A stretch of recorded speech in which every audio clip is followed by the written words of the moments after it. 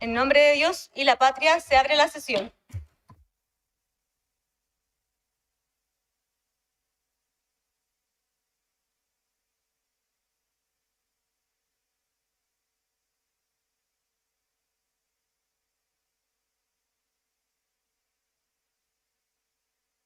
Muy buenos días a todos. Nos corresponde hoy día nuestra tercera sesión de recibir a nuestros invitados de participación ciudadana y para las audiencias públicas en que ellos se han inscrito para poder presentar ante esta comisión. Vamos a dar la bienvenida, pero antes la introducción. Hoy día nos toca la sesión 14ª ordinaria, celebrada miércoles 5 de julio del año 2023, siendo las 10:10 de la mañana. Señora secretaria, ¿tenemos cuenta? Presidenta, se ha recibido un correo electrónico del señor Francisco Ulloa Oces, por el cual remite su presentación Igualdad, no discriminación y no sometimiento, que efectuó el día 1 de julio. Era parte de las audiencias públicas, pero que se hicieron ante las universidades. Muchas gracias, señora secretaria. Toda la cuenta. Esta sesión tiene por propósito continuar con las audiencias públicas relativas al anteproyecto de propuesta de nueva Constitución presentado por la Comisión Experta del Proceso Constitucional. Cabe hacer presente que cada invitado cuenta con 10 minutos para realizar su presentación, los cuales serán cronometrados por la propia programación de las audiencias y motivos técnicos relativos a la transmisión y grabación de estas sesiones. No se considera prórroga del tiempo de exposición. Sin embargo, después de realizar las preguntas por los consejeros y comisionados, podrá extenderse en su respuesta. Recibimos en primer lugar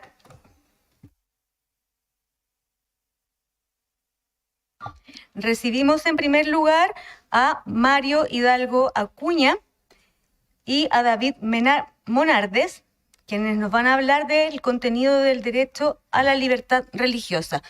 Muy bienvenidos, tienen la palabra para hacer su exposición. Muchas gracias, señora presidenta. Honorables consejeros, muy buenos días. Honorables consejeras, muy buenos días. La Asociación Internacional para la Libertad Religiosa, IRLA, por sus siglas en inglés, es una entidad fundada en el año 1893 y tiene como propósito defender, promover la libertad de conciencia, el derecho civil de cada persona para tener o no una religión o creencia según sus propias convicciones.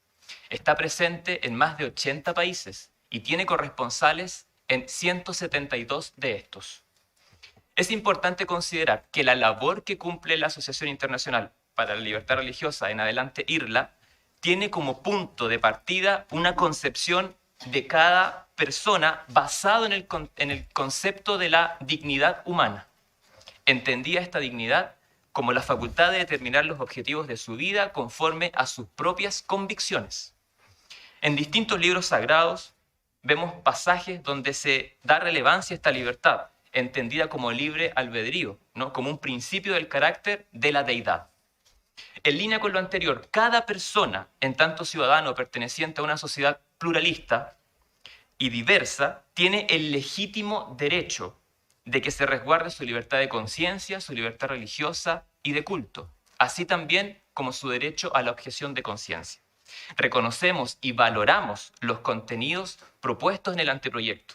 Son un avance sin duda respecto de la Constitución actual.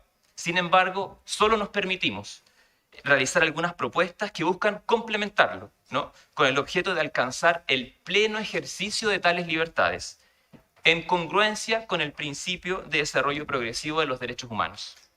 La libertad de conciencia religiosa y de culto fue fruto de paciente abnegación a lo largo de la historia de la humanidad, y aquellos que la defendieron incluso fueron objeto de coacción mediante penas corporales. Y en pleno siglo XXI tenemos el deber, tenemos el desafío y la oportunidad para perfeccionarla, ¿no? Teniendo como base siempre el respeto y la tolerancia recíproca. IRLA ha presentado una iniciativa popular de norma, bajo el número 8103, donde plantea materialmente su propuesta. De forma somera trataremos de explicarla, destacando algunas ideas que nos parecen relevantes y que, de considerarse, podrían ser, sin duda, un aporte para este proceso. En primer lugar, existe un espacio de mejora a la hora de reconocer constitucionalmente el contenido de las libertades en comento, tanto en su manifestación interna como su exteriorización. Destacamos el impulso que se le da al darle un rango constitucional a la libertad religiosa. Lo valoramos y proponemos en esa misma línea un desarrollo sistemático, ¿no?, del contenido para darle una mayor importancia, una mayor relevancia, con tal de minimizar, ¿no?, con objeto de minimizar congruentemente con nuestra tradición continental eventuales ponderaciones erróneas, ¿no?, por parte de instituciones públicas o privadas entre las libertades, donde estas libertades, terminan cediendo ante reglamentos internos o ante disposiciones contractuales. En segundo término, manifestamos un genuino interés por el reconocimiento a la igualdad y a la autonomía que las entidades religiosas requieren para cumplir sus fines específicos. En tercer término, destacamos el aporte de las distintas entidades religiosas y que éstas realizan a la comunidad. En primer lugar, prestando asistencia social, prestando asistencia médica a quienes lo necesitan, previniendo el consumo de drogas mediante el fomento de un estilo de vida saludable, el apoyo a una buena salud mental, prevención de la violencia en todas sus esferas. Esto es relevante destacarlo. En cuarto punto, valoramos la inclusión, y sobre esto nos referiremos más adelante, del acápite que reconoce el derecho de los padres a impartir la educación religiosa, espiritual y moral a sus hijos, de acuerdo con sus propias convicciones. Por último, ponemos de relevancia la inalienabilidad de estos derechos. Estos derechos son inalienables. Por lo tanto, solo su límite puede establecerse en la ley y en atención a ciertos parámetros como lo son la seguridad nacional, la protección al orden público o la salud pública. Sobre este punto y otros continuaremos refiriéndonos a continuación.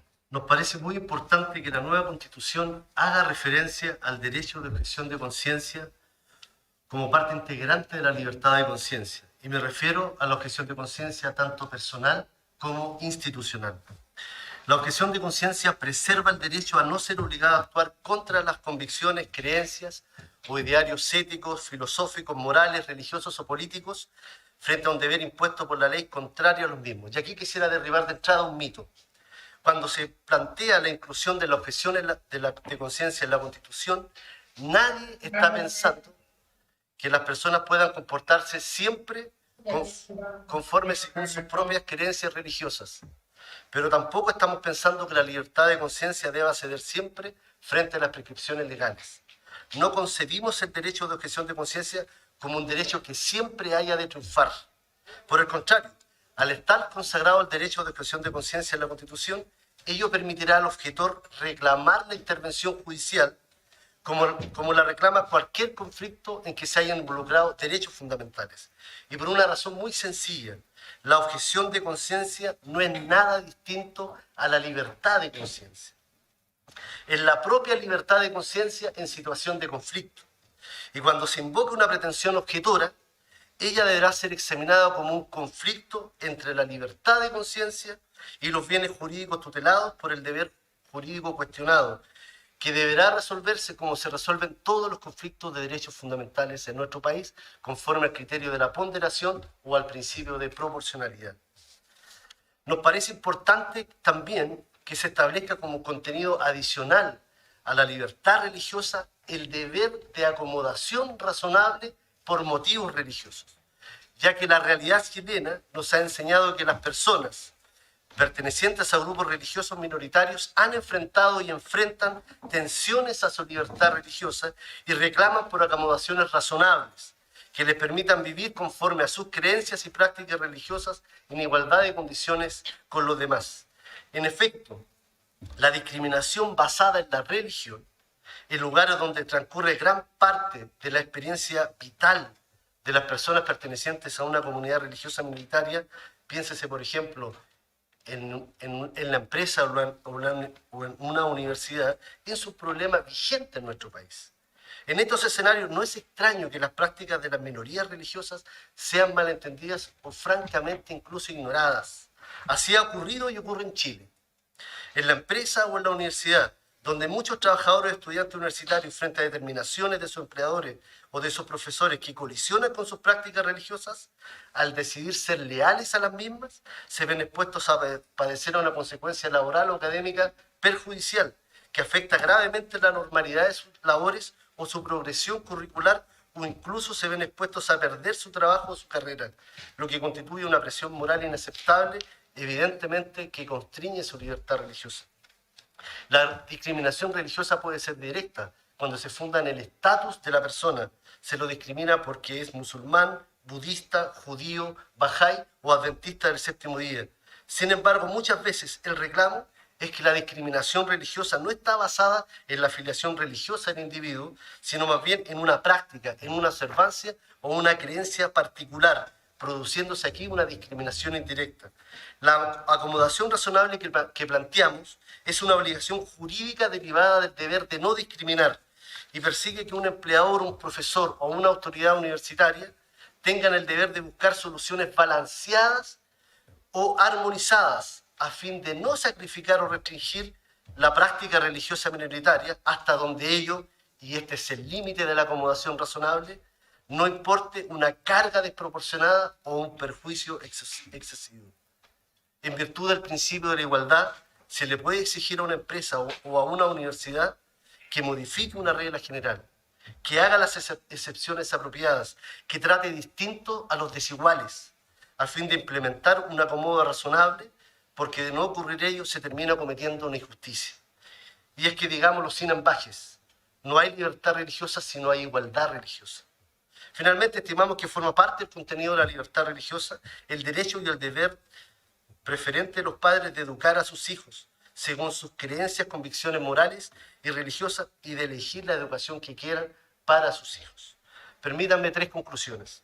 Todos los que estamos aquí presentes estaremos de acuerdo que las libertades de conciencia y de religión son libertades compartidas por una amplia mayoría en nuestro país. Tanto la objeción de conciencia, la acomodación razonable y el derecho de deber preferente de los padres a educar a sus hijos y sus convicciones ponen de manifiesto una cuestión fundamental. ¿Qué tan lejos la sociedad chilena está dispuesta a llegar en su reconocimiento de la diversidad religiosa? Pensamos que en la medida que seamos capaces de robustecer estas libertades, se le hace un bien a Chile. Y por el contrario, si no las robustecemos, se le hace un mal a Chile. No es tiempo para que en nuestro país las libertades de conciencia religiosa sean meras libertades toleradas, sino que deben tratarse de libertades ampliamente reconocidas, aceptadas y protegidas. Muchas gracias, señora presidenta. Muchas gracias, Mario. Y don David. Vamos a saludar ahora a Jorge Navarrete, que nos acompaña de forma telemática y nos va a comentar sobre la incorporación en la propuesta constitucional 2 artículos sobre el Estado laico, que nada se señala en la comisión de expertos. Muy bienvenido, don Jorge. Tiene la palabra para exponer su... Muchas gracias.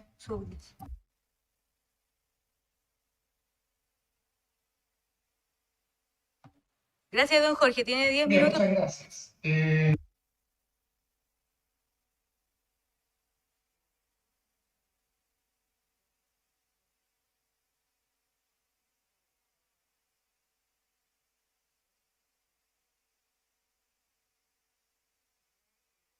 Especialmente a 3 aspectos.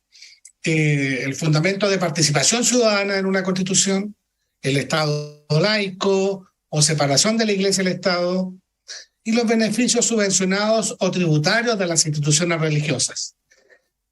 Estos 2 artículos que proponemos a incorporar en el capítulo de principio o preámbulo o un artículo en específico.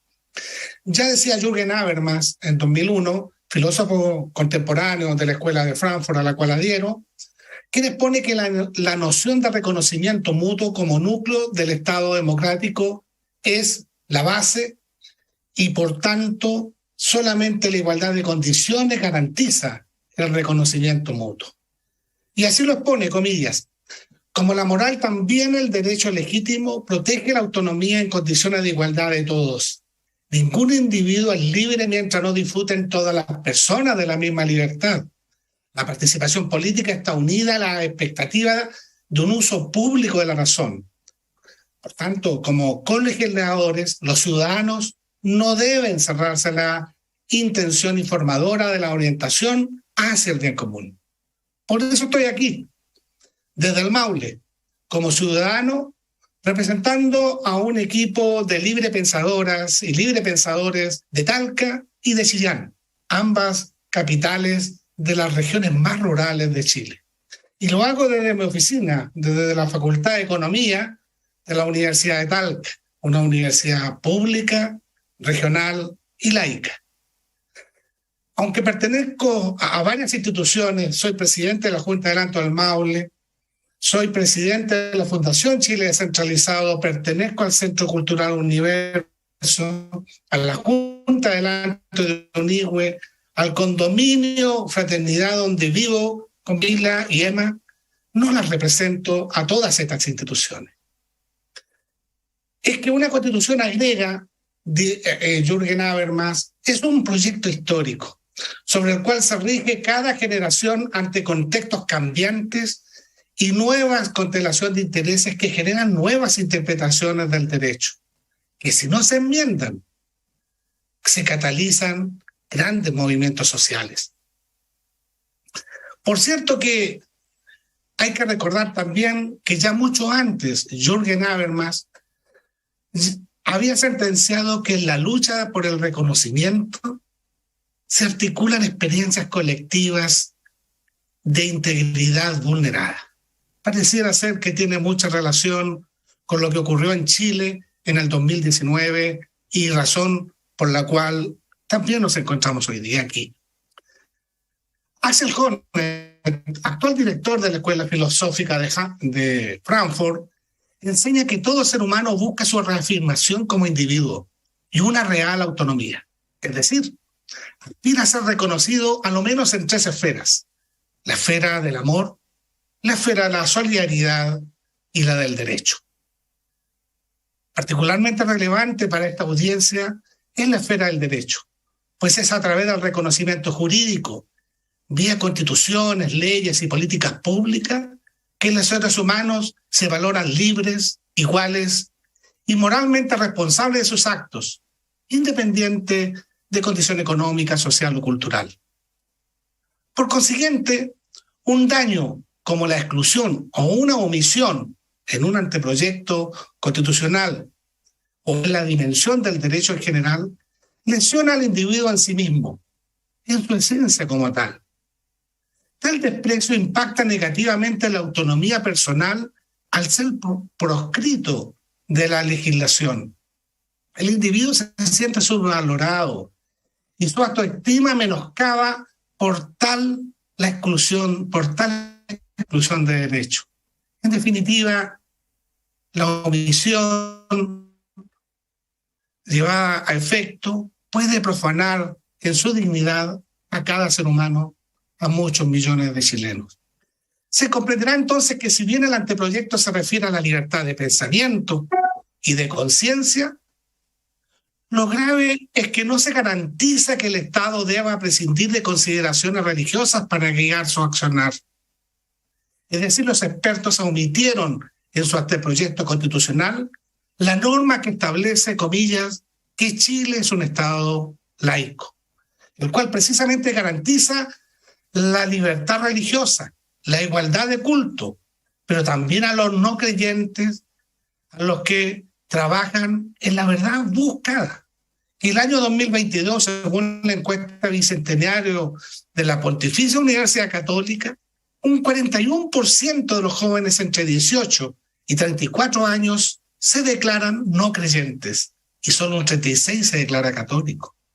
Es decir, los expertos contravinieron algo tan elemental enseñado a los estudiantes de Derecho en sus primeros años. Me refiero a la enseñanza de Carl Schmitt, quien sostiene que cuando los principios y valores que se da a una sociedad se modifican, es necesario también enmendar en la Constitución aquello, en este caso en el anteproyecto.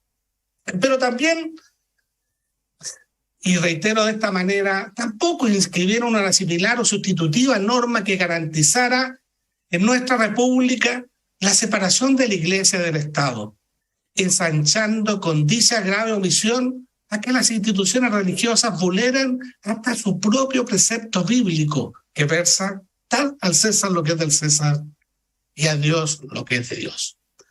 Ante esta grave omisión, cabe preguntarse, ¿debe una institución religiosa imponer sus preceptos a quienes no profesan su fe a través de su intromisión en los asuntos de Estado? ¿Garantiza la libertad esa omisión en la toma de decisiones respecto a la intimidad de cada familia, de la mujer sobre su sexualidad y sobre su propio cuerpo? ¿Garantiza esa omisión la igualdad de las familias homoparentales con aquellas que no lo son? Tal exclusión de norma continuará entonces, al parecer, obligando, por ejemplo, a través del Decreto Supremo 924, impuesto por la dictadura, a colegios hasta masónicos a impartir clases de religión en sus casi ya 30 colegios y y cerca de 30.000 alumnos. Eso, sin duda, es inaudito. Empero, existe otra norma laica que insólitamente se omitió y que proponemos incluir. El Estado laico no privilegiará religión alguna ni le concederá subvenciones o exenciones tributarias. ¿Qué hicieron los expertos? Por el contrario, profundizaron la relación entre el Estado y las instituciones religiosas, señalando expresamente que el Estado podrá celebrar acuerdos de cooperación con ellas. Pero con cooperación respecto a qué? Recordemos que el artículo 1 de la actual propuesta establece que en ningún caso es incompatible con el principio de subsidiariedad, al garantizar la participación de entidades privadas en la provisión de servicios públicos, entre las que estarán consideradas, por cierto, tal como es hoy, las personas jurídicas vinculadas a instituciones religiosas. Entonces, ¿cuál es el propósito de agregar a la misma norma que establece exenciones tributarias la posibilidad constitucional de celebrar acuerdos de cooperación? Graves conclusiones podemos sacar de ello y experiencias realmente insospechadas. Por tanto, para revertir tal equívoco jurídico, provocación a la sociedad chilena y acendrado guarismo político de los expertos, es que librepensadoras y librepensadores de Talca y Chillán hemos propuesto tal artículo, fundamentado en el axioma sobre el cual se ha erigido la sociedad democrática occidental, en la premisa de que todos nacemos iguales en dignidad y en derecho, máxima de la que surge la igualdad ante la ley y el principio de igualdad tributaria, cuestiones que el laicismo maulino busca hacer efectivo respecto de las instituciones religiosas en este anteproyecto constitucional. Chile espera más de sus constituyentes para una genuina justicia, que es la piedra angular de la paz social. Muchas gracias. Muchas gracias, don Jorge, por su exposición. Saludamos en este momento a la señora María de los Ángeles Covarrubia, quien nos va a hablar sobre la libertad de pensamiento, conciencia y religión. Muy bienvenida, tiene la palabra. Estimada Presidente de la Comisión, estimados consejeros, muchas gracias por recibirme en esta audiencia. Como abogado y como ciudadana que no milita en ningún partido político, he querido participar en el proceso constitucional por mi interés de que la libertad de pensamiento, conciencia y religión quede adecuadamente garantizada en la nueva Constitución. En el primer proceso, presenté la iniciativa popular de norma 4738 sobre esta libertad, que superó las 15.000 firmas. Y ahora he presentado la número 6739, que busca fortalecer el artículo 16, número 13, del anteproyecto que consagra la libertad de pensamiento, conciencia y religión. Este derecho humano está reconocido en la Declaración Universal de los Derechos Humanos y en la Convención Americana sobre Derechos Humanos, llamado Pacto de San José de Costa Rica, ambos ratificados por Chile. En la actualidad, en pleno siglo XXI, de los 196 países del mundo, en 61 se vulnera la libertad religiosa, desde la discriminación hasta la persecución. El 62% de la población mundial, es decir, 4,9 billones de personas, viven en países donde este derecho se atropella en mayor o menor grado, por gobiernos autoritarios, por grupos extremistas como algunos islámicos radicales, por estados confesionales cuya religión oficial define la vida de los ciudadanos y quien no la profesa es de segunda categoría. Entonces, no hay que dar por sentado de que este derecho humano fundamental se protege por sí solo. Es esencial que quede plenamente garantizado en la Constitución. La dimensión religiosa es parte de la cultura de todo pueblo y nación. Toda democracia plural, inclusiva y no discriminadora que se precie debe proteger de manera robusta en su Carta Magna el derecho a la libertad de pensamiento, conciencia y religión.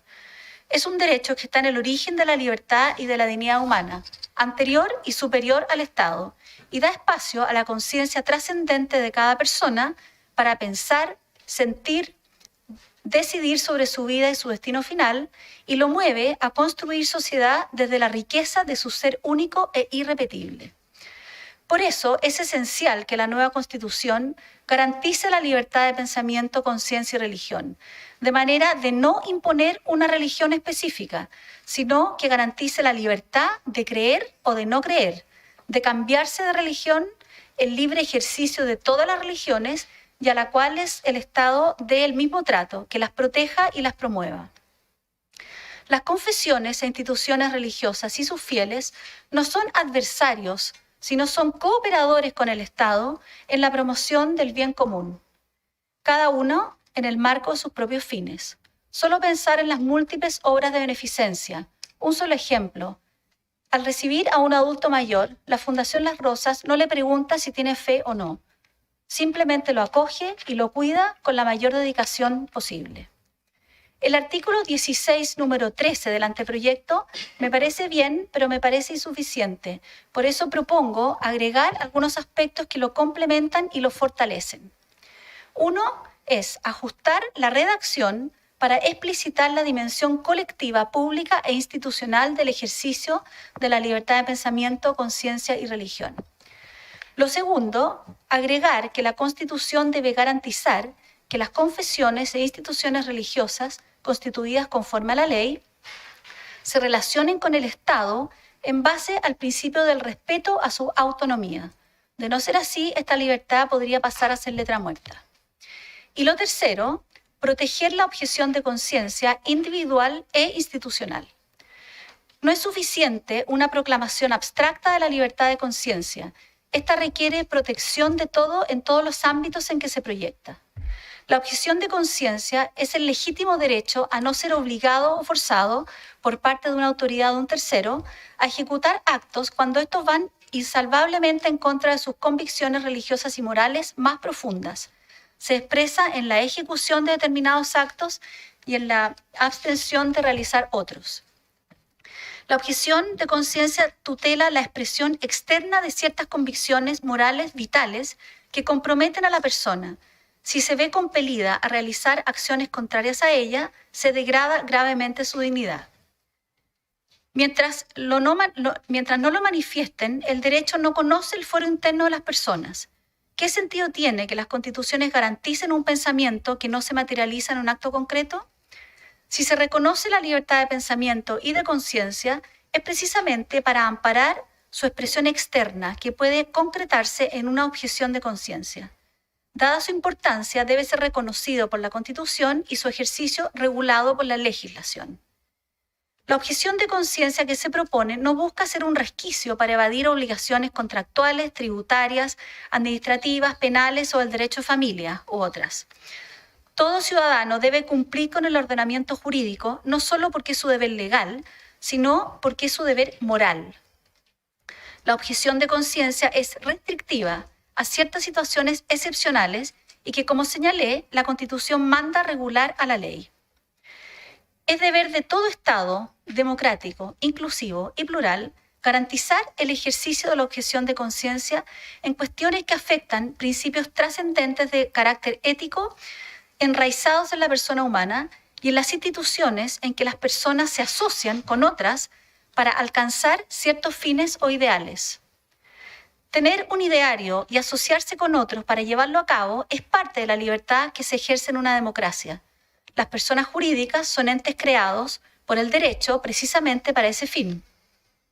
Si dos o más personas se unen con un fin específico que no se opone, por supuesto, ni a la moral, ni a las buenas costumbres, ni al orden público, ¿por qué unidas no van a poder ejercer una objeción de conciencia si su ideario ha quedado definido en los estatutos fundacionales?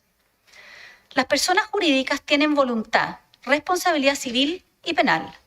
Una persona jurídica puede ser condenada incluso a su muerte, que es la disolución. Si se le puede atribuir dolo a una persona jurídica, es decir, intención maliciosa, ¿por qué no se le puede reconocer su objeción de conciencia? Así como las personas jurídicas están obligadas a realizar ciertos actos, también deben tener derecho a eximirse de otros cuando contravienen sus principios estatutarios.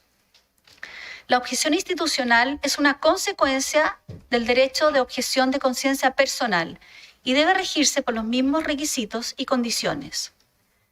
La colisión de derechos es una situación cotidiana en la vida de una sociedad. Aparte de su resolución por los órganos de justicia, el Estado puede prever de antemano formas de solucionarlos. En caso de colisión por objeción de conciencia, el deber del Estado es asegurar que haya instituciones en que la persona pueda recibir la atención que requiere. La objeción de conciencia no trae consigo la negación del derecho de un tercero. Este lo ejercerá obteniendo lo que necesita a través de otra persona o entidad. No sufrirá discriminación. En cambio, sí la sufrirá el objetor de conciencia si se le obliga a realizar aquel acto. No permitir la objeción de conciencia individual e institucional abre las puertas a la intolerancia, a la discriminación y a la coacción. De ahí que el Comité de Derechos Humanos de las Naciones Unidas prevenga que una vulneración de la libertad de conciencia puede darse incluso en las democracias occidentales, imponiendo obligaciones legales de fuertes implicancias éticas o valóricas. Por su parte, también, la Asamblea Parlamentaria del Consejo de Europa pidió a sus Estados miembros, comillas, garantizar el derecho a la objeción de conciencia bien definida en relación con asuntos moralmente sensibles, como el servicio militar, servicios relacionados con la atención sanitaria y la educación, y siempre que se respeten los derechos de los demás a no ser discriminados y se garantice el acceso a los servicios legales. Y más adelante, en su resolución titulada El derecho de objeción de conciencia en tratamientos médicos, la misma Asamblea Parlamentaria del Consejo de Europa reconoció la objeción de conciencia personal e institucional, declarando: ninguna persona, hospital o institución será coaccionada, responsabilizada o discriminada de ninguna manera, por negarse a realizar, acoger, asistir o someterse a un aborto o a una eutanasia. Este avance de la jurisprudencia, asentado ya internacionalmente, debe seguir el paso lógico de pasar a las garantías constitucionales. Va acompañada la jurisprudencia y hay otra más, pero que no alcanzo a leer ahora.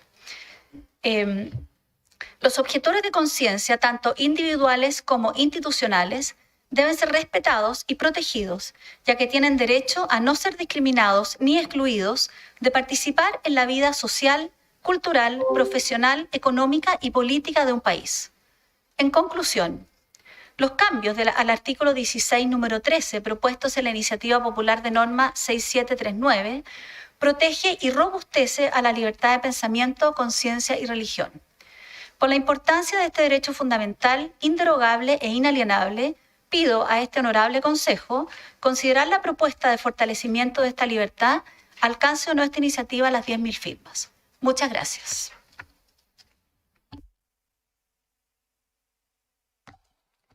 Muchas gracias, María Los Ángeles. Corresponde ahora que los consejeros y los comisionados realicen las preguntas a nuestros invitados en relativo a las materias de sus exposiciones. Concedo la palabra. Tiene la palabra la consejera Gatica. Mi pregunta es para el señor Monardes.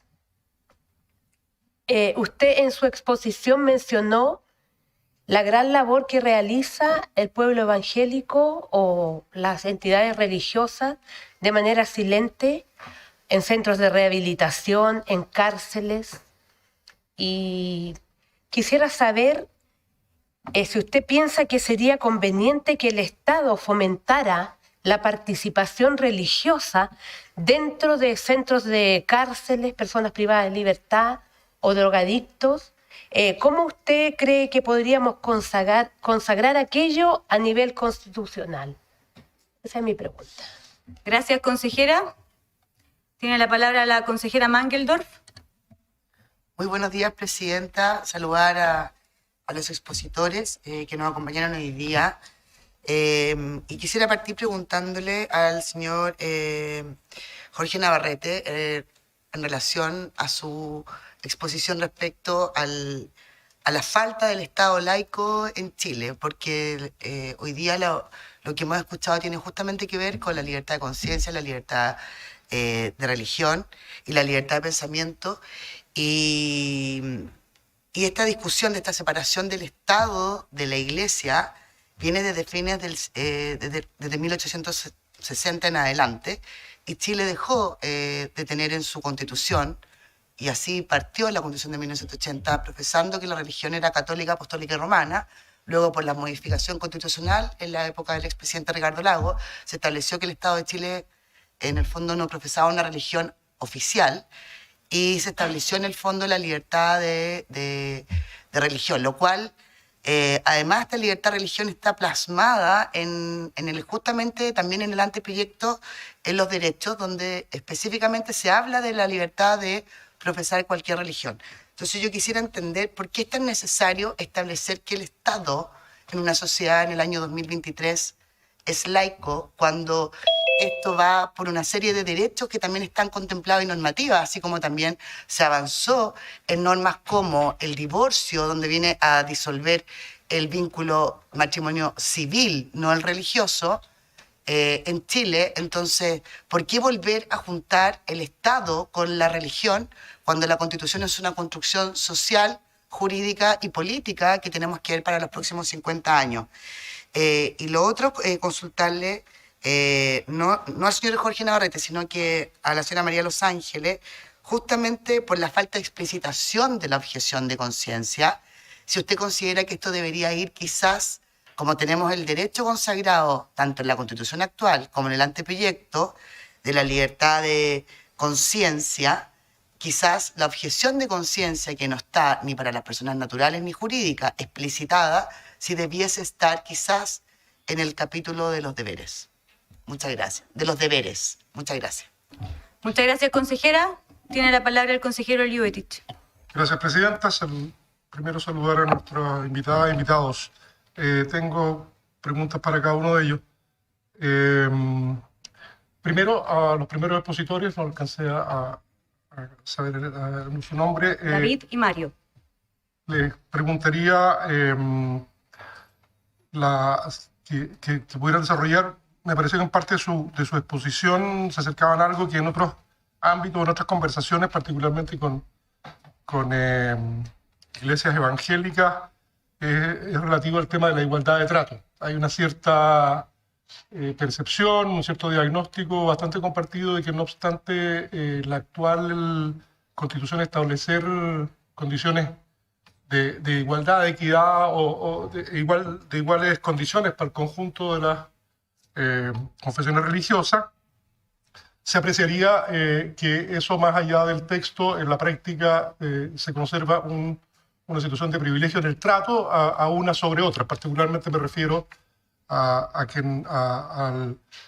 la religión católica respecto a otras religiones. No sé si ustedes tienen esa percepción y si les parece algo importante a lo cual referirse. A doña...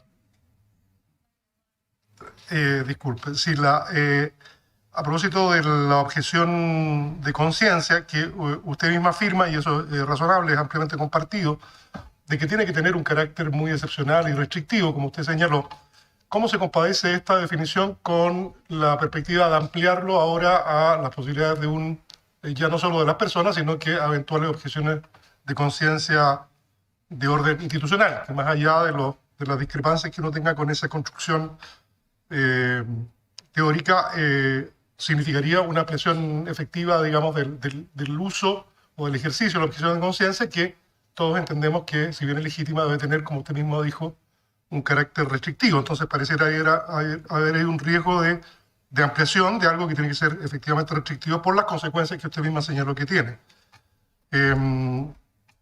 Y a don Jorge Navarrete, que es un poco la misma línea de la pregunta de la consejera Malgeldorf, ¿cuál es la importancia práctica de que se exprese efectivamente, se haga explícito el carácter laico del Estado, más allá de que esto se deduzca, digamos, de las disposiciones que están en el anteproyecto? ¿Cuál sería la importancia, la trascendencia y la relevancia de que esto fuera una definición explícita en el nuevo texto constitucional? Muchas gracias, presidente. Gracias, consejero. Tiene la palabra en primer lugar don Mario Hidalgo con David Monardes para responder las preguntas. Perdón, le vamos a conceder la palabra al consejero Viveros para que pose su pregunta.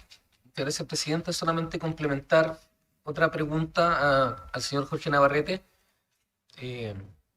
Siendo Chile un Estado laico, se hace una regulación especial favorable en materia tributaria a las instituciones religiosas, a establecimientos religiosos. Entonces, en este régimen, yo quiero preguntarle su opinión respecto a si es compatible a un Estado laico, como usted lo menciona, o puede considerar que puede tener matices también de una discriminación. Eso quiero, si él lo puede profundizar, por favor. Muchas gracias, consejero. Tiene la palabra la consejera Fincheira y posteriormente la comisionada Gatica, y comenzamos con nuestros expositores. Muchas gracias, presidenta. Por su intermedio quisiera hacerle una pregunta a don Jorge Navarrete, que usted mencionó en su presentación que no estaría de acuerdo de impartir clases de religión en los colegios que son laicos, por ejemplo, los colegios que son masones. ¿Estaría usted dispuesto a usar el mismo criterio para una asignatura de lenguas indígenas, por ejemplo, o culturas ancestrales? ¿Y cuál sería la diferencia en caso contrario? Muchas gracias. Muchas gracias, consejera. Tiene la palabra la comisionada Lagos. Muchas gracias, presidenta. Por su intermedio, saludar a las y los consejeros y comisionados presentes y, por supuesto, a los y las invitadas que expusieron hoy. Tengo una consulta para los representantes de IRLA Chile y a doña María de los Ángeles Covarrubia, porque estuve revisando mientras exponían las iniciativas populares de normas que proponen y identifico que en la propuesta de IRLA, por una parte, y en la propuesta de doña María de los Ángeles se incorporan componentes de otros derechos. En el caso de la propuesta de doña María de los Ángeles, componentes del derecho a asociación. En el caso de IRLA Chile, componentes del derecho a la igualdad y no discriminación, a propósito de la acomodación razonable, que nosotros ya regulamos eso en el margen del artículo 16, número 3, a propósito de las medidas especiales y ajustes razonables que han de adoptarse. Entonces, preguntarles por qué es necesario, en el marco del derecho a la libertad de pensamiento, de conciencia y religión, incorporar componentes que ya están regulados en otros derechos. ¿Por qué es necesario reforzarlo si es que evidentemente los derechos están interrelacionados, son interdependientes? Entonces, quizás desde mi perspectiva técnicamente es innecesario. Entonces quisiera saber si pueden justificarlo y aprovechar también de preguntar a propósito de la objeción de conciencia, si es que existen otras constituciones a nivel comparado o algún tratado internacional o alguna norma de entidad relevante, ¿cierto?, que reconozca la objeción de conciencia de manera expresa. Y tratándose de una situación excepcional, por supuesto. ¿Por qué sería importante consagrarlo a nivel constitucional siendo un carácter, como ya señalaba, absolutamente excepcional? Y la última pregunta a los representantes de IRLA Chile. Estaba mirando su iniciativa de norma y ustedes eliminan el derecho a la libertad de pensamiento y solo mantienen en la regulación del derecho la libertad de conciencia religiosa, de culto y el derecho a objeción de conciencia. Entonces, preguntarles por qué se elimina la libertad de pensamiento, siendo que está consagrada, por ejemplo, en la Declaración Universal de Derechos Humanos, en el artículo 18, en el Pacto Internacional de Derechos Civiles y Políticos, también en el artículo 18, en el artículo 13 de la Convención Americana sobre Derechos Humanos. ¿Hay alguna razón por la cual ustedes están eliminando la libertad de pensamiento? Muchas gracias, Presidenta. Gracias, comisionada. Ahora sí, se le concede la palabra en primer lugar a Mario Hidalgo y a don David Monardes para que puedan responder las preguntas que se le han esbozado de parte de los consejeros y de la comisionada Lagos. Tiene la palabra. Muchas gracias, señora presidenta. Agradezco las consultas, nos permiten profundizar sobre algunos temas. Respecto de la primera, realizada por la consejera Gatica, ¿sí? Forma de asegurar el aporte de las iglesias evangélicas en la Constitución. Bueno, describió algunas actividades, sin embargo, estas están descritas desde la necesidad de quien las recibe, ¿no? Porque es en virtud del derecho a la libertad religiosa de cada una de las personas que están en estos centros, que son objetos de esta ayuda, son sujetos de derecho, pero la ayuda de las entidades religiosas va en beneficio de ellos. Es por esa razón que la propuesta busca asegurar que cada persona reciba, por ejemplo, asistencia religiosa en el lugar donde esté, de acuerdo a su propia confesión. Entonces eso permitiría aperturar, ¿no?, la entrada para que, si el que está allí en una cárcel, en un hospital, profesa alguna religión específica, que algún sacerdote, algún pastor, ministro de culto de esa religión tenga la posibilidad de ingresar. Eso hoy existe en cierta medida, pero no está asegurado de forma constitucional ese contenido específico de la libertad religiosa, ¿no?, desde el punto de vista de quien recibe la ayuda por parte de estas entidades. No sé si logro responder un poco a su consulta. Ese sería un mecanismo, entre otros, de poder asegurar en la Constitución estas prestaciones que se realizan, ¿sí? En lo que tiene que ver con lo segundo, consejero Ljubetich, respecto a la igualdad de trato, privilegios, algún comentario sobre eso. Si bien es cierto, en un principio, antes de la dictación de la ley 19.638 sobre libertad de culto, no existía igualdad, ¿no? Esa ley vino a subsanar y a consagrar, pero de forma legal, la igualdad entre las distintas entidades religiosas, ¿no? Pero sin embargo queda un amplio espectro para mejorar, de acuerdo con el principio de progresividad, ¿no? Para asegurar que existe una igualdad no solo legal, sino también constitucional, y que eso también repercuta en la práctica, ¿no?, que es lo que nos interesa y lo que también defendemos. Me permito solo terminar allí, contestar esa consulta.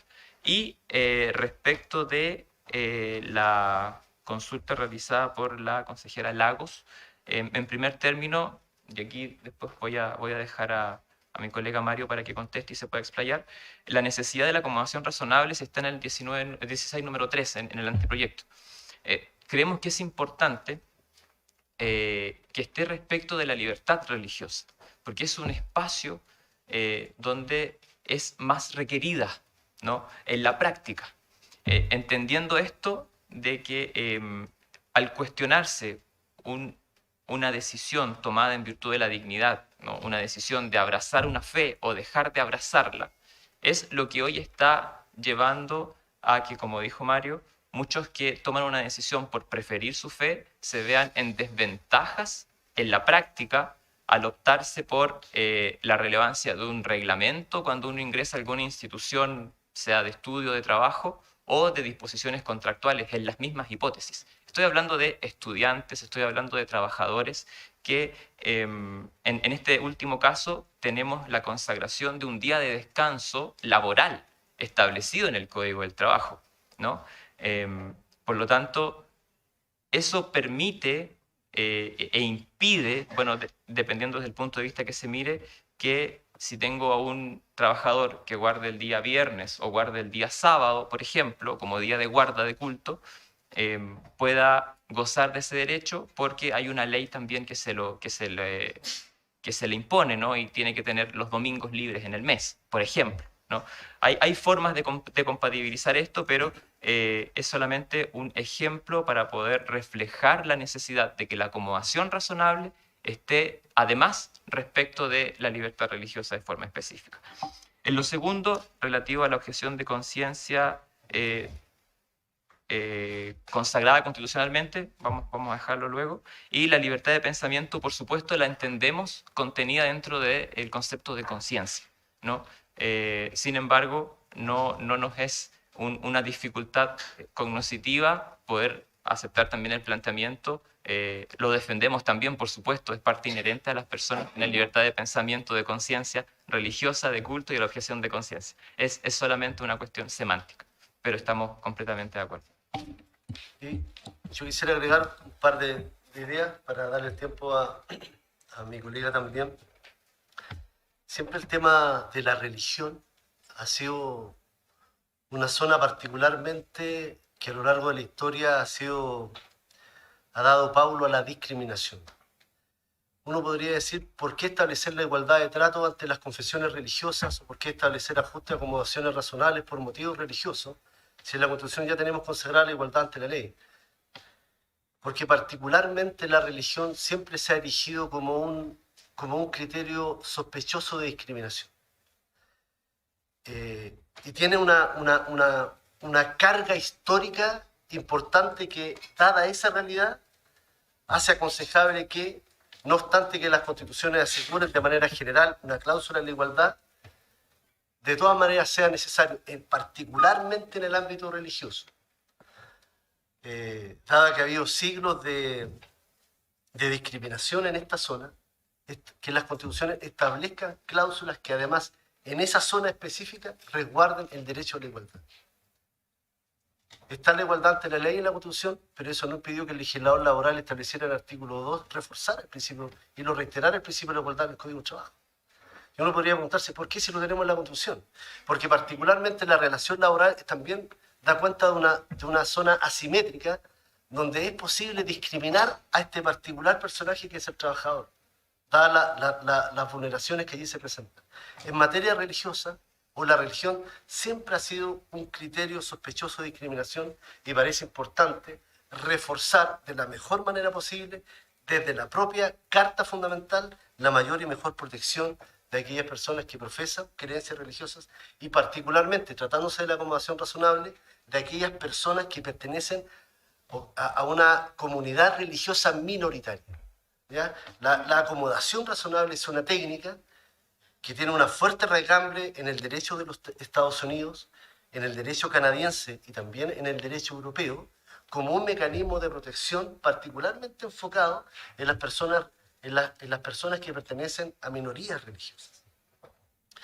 Y por último, aquí hay una asimilación entre la libertad de pensamiento y de conciencia, y de ahí que se haya preferido esta última fórmula. Digamos que no es unánime en las constituciones europeas. Algunas consagran la libertad de pensamiento, otras consagran la libertad de conciencia. Y no son términos excluyentes, sino que obedecen al género de la libertad de conciencia o indistintamente a la libertad de pensamiento. Tenemos constituciones que se refieren indistintamente a una o a otra, y no por ello significa que dejan en desmedro la otra libertad. Me parece que esa era la inquietud respecto a la propuesta de Isla. Muchas gracias, don David y don Mario. Tiene la palabra la señora María de los Ángeles Covarrubia para responder las preguntas en relación a las preguntas relacionadas con los primeros expositores y las que le han esbozado en otro sentido. Muchas gracias. Yo creo que las preguntas de la consejera Magendorf, de la comisionada Lagos y de don Marco Lubetich van más o menos en el mismo sentido, pero voy a tratar de referirme. A ver, respecto al deber que me decía usted, derecho y deber son correlativos. Por lo tanto, en el caso de la objeción de conciencia, el Estado debe velar por ambos derechos. Y la manera de hacerlo, por ejemplo, quiero leer otra jurisprudencia, perdón, se me perdió aquí, de la Comisión de Derechos de Europa. Perdón. No, ¿dónde está? Se me extravió, pero está. Ya, en el fondo lo que yo comenté primero era que el Estado puede anticiparse velando por organizar su sistema, por ejemplo, sanitario o educacional, que también se puede aplicar según la misma Tribunal Europeo comentó, digamos, a proporcionar que la persona que quiere recibir un cierto servicio le sea realizado, ¿ya? Entonces, bueno, voy a pasar. Tengo una hoja debajo, ya. Aquí está. Gracias, presidente. Ya. Entonces, el Tribunal Europeo de Derechos Humanos declaró que los estados están obligados a organizar su sistema sanitario de modo que se garantice que el ejercicio efectivo de la libertad de conciencia de los profesionales de la salud en el contexto de sus funciones no impida a los pacientes acceder a aquellos servicios a los que tienen derecho en virtud de la legislación aplicable. Entonces, en ese caso, el deber y el derecho son correlativos, por lo tanto, un derecho no implica que de no respetar, o sea, no se trata de que haya una objeción de conciencia general, es una objeción de conciencia personal de la institución o de la persona que la ejerce. Ahora, respecto al derecho de asociación que me mencionaba la comisionada Lagos, a ver, tal como comentó mi vecino don Mario Hidalgo, claro, podría haber un artículo, o sea, digamos, bastaría con que somos todos iguales ante el Estado y hay igualdad de derechos. Eso es lo muy general. Pero en el caso de la asociación, me parece que es necesario unirlo para poder garantizar la objeción de conciencia, porque es una aplicación específica del derecho de asociación. No es general, como quedaría regulado en el artículo que regula la asociación, dada la importancia de este derecho fundamental, que es la libertad de pensamiento, conciencia y religión. Ahora, respecto al riesgo que decía el consejero Lubetich, bueno, yo como comenté ahí, la objeción de conciencia es completamente restrictiva. O sea, partí comentando que el primer deber del ciudadano, mucho más allá que legal, es moral de cumplir el ordenamiento jurídico. Es así como funciona una sociedad.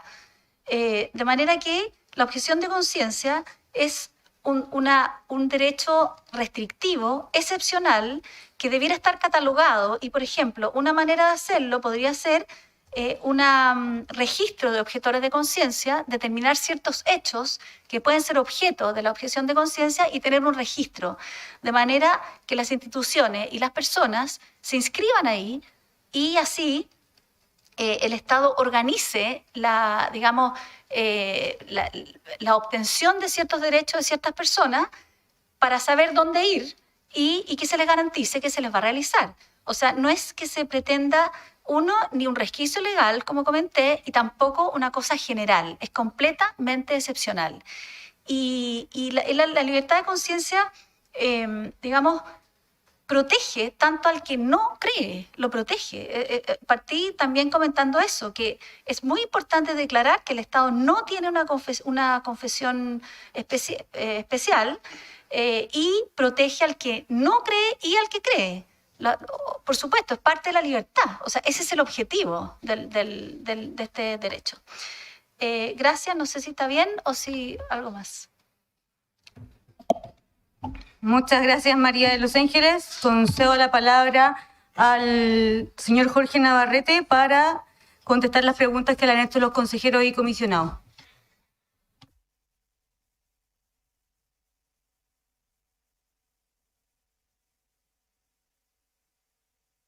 Don Jorge. Muchas gracias. Sí. Ahora sí, gracias. Muchas gracias. So pena de no ser abogado, trabajo en la Facultad de Economía de la Universidad de Talca.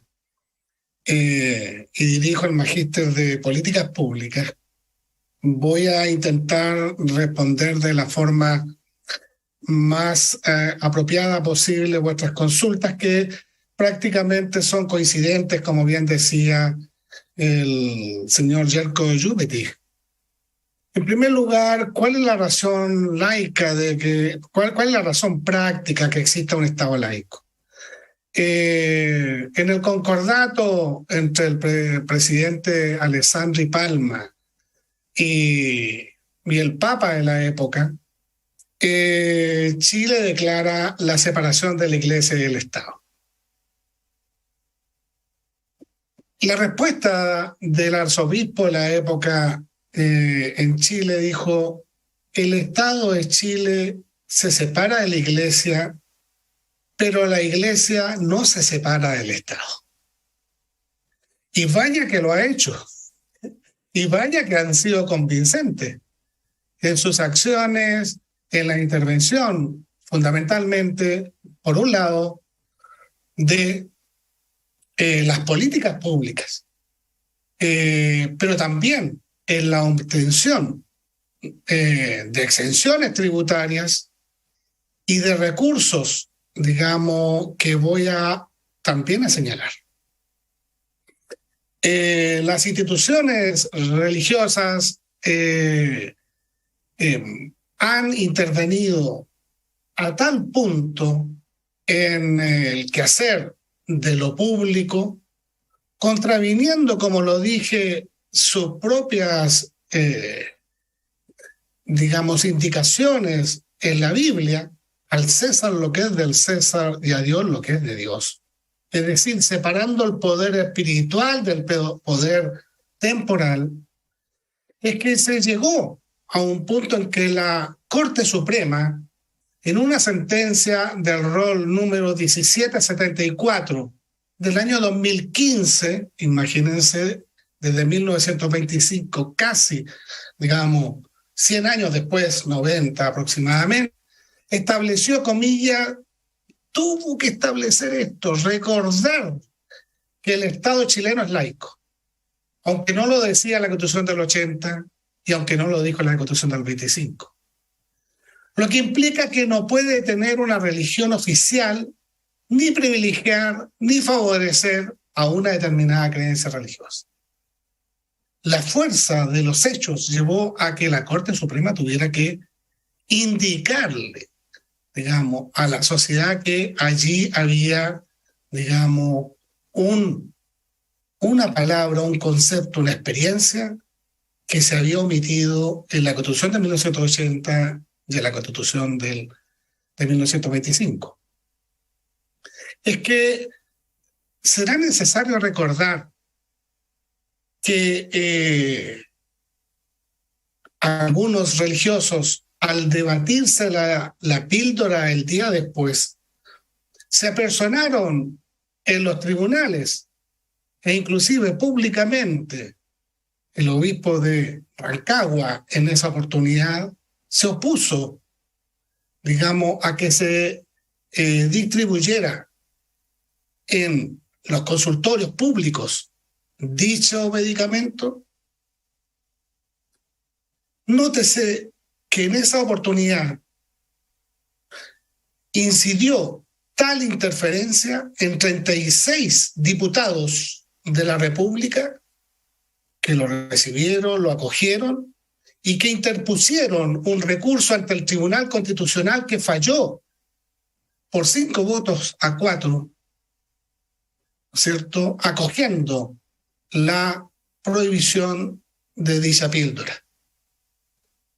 En ese momento Chile pasó a constituirse en uno de los 5 países, de los cuales en el mundo habían 206 en esa época, junto con Filipinas, Uganda, Ecuador y, si mal no recuerdo, Costa Rica. Es decir, el involucramiento de las instituciones religiosas, rebalsando su legítimo derecho a obrar en el mundo del poder espiritual, se involucran en el poder temporal. Eso no es conveniente, no es bueno para el alma, no es bueno para el espíritu de Chile. Debemos respetar todas las religiones y yo sería el primero en defender su derecho a ejercer la profesión de su fe en nuestra patria. Pero ¿puede una religión imponerle sus preceptos a quienes no profesan dicha religión? Por eso es importante que categóricamente se explicite que Chile es un Estado laico. Un argumento más. La Iglesia Católica, de la cual yo tengo tantos amigos católicos. Mis hijas estudiaron en el colegio La Salle de Talca, católico, del cual tengo una muy buena impresión, una muy buena valoración. Y escribí en la prensa local destacando aquello porque respetaron, ese colegio respetó que mi hija no tuviera clase de religión porque ella, no porque yo se lo impusiera, porque mi esposa, digamos, es profesa también por tradición familiar esa religión. Tengo grandes amigos católicos y muy buenas personas. Fui amigo personal y despedí en la prensa local, en un artículo, al obispo Carlos González Cruchaga.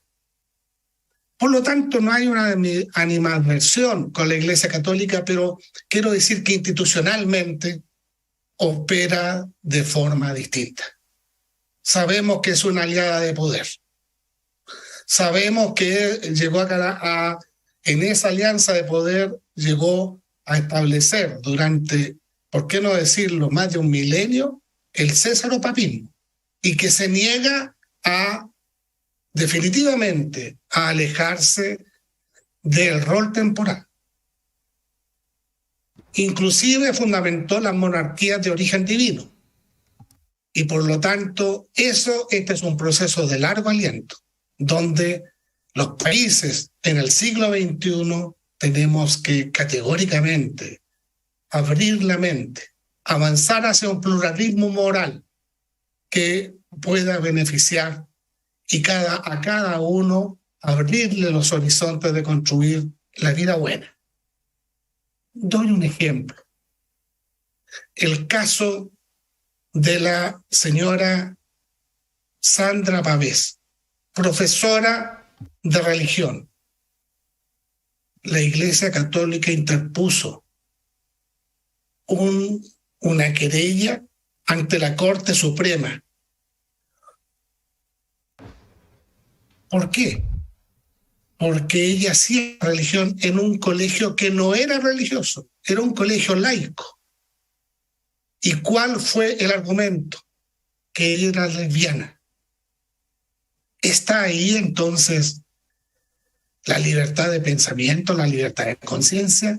¿Puede a una persona por su condición sexual impedir aquello? Por eso es importante, señores y señoras de la Comisión, establecer allí que Chile es un Estado laico, que hay separación entre la Iglesia y el Estado. En buena hora que los que profesan la verdad revelada continúen. Y vaya qué alegría que tengan ese gozo. Pero aquellos que profesan la verdad buscada no sean vulnerados ni rebalsados por un poder fáctico muy importante en Chile. Por eso es importante y la aplicación práctica de un Estado laico. ¿Es compatible el Estado laico con el financiamiento?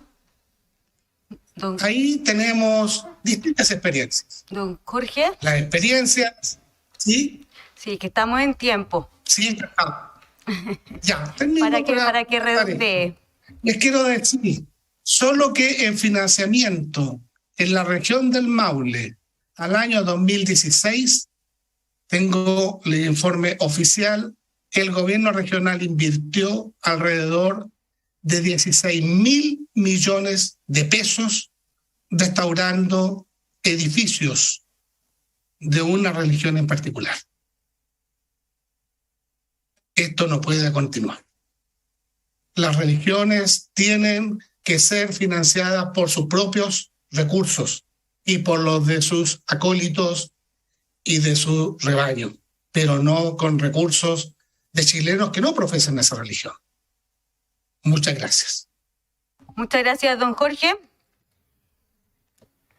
Hemos terminado y dado la respuesta a las preguntas de nuestros consejeros y comisionados, y por lo tanto vamos a suspender la sesión por 15 minutos para reanudarla posteriormente y recibir el segundo bloque de audiencias públicas. Se suspende la sesión.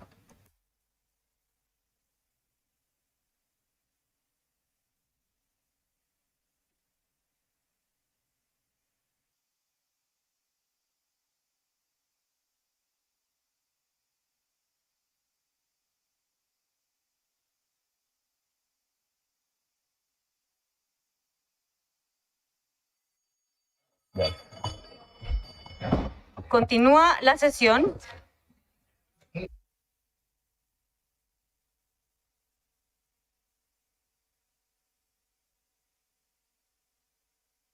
En este segundo bloque corresponde seguir recibiendo las audiencias públicas relativas a la participación ciudadana.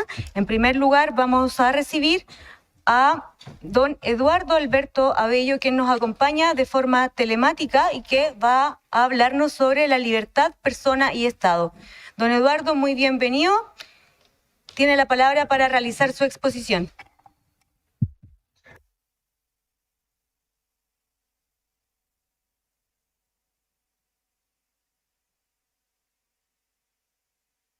Buenos días. Quisiera primero excusarme un poco. Yo tengo una limitación visual, así que estoy con una segunda pantalla y una minuta va a ser, voy a interrumpir un poco, pero tengo todo bien preparado. Voy a iniciar.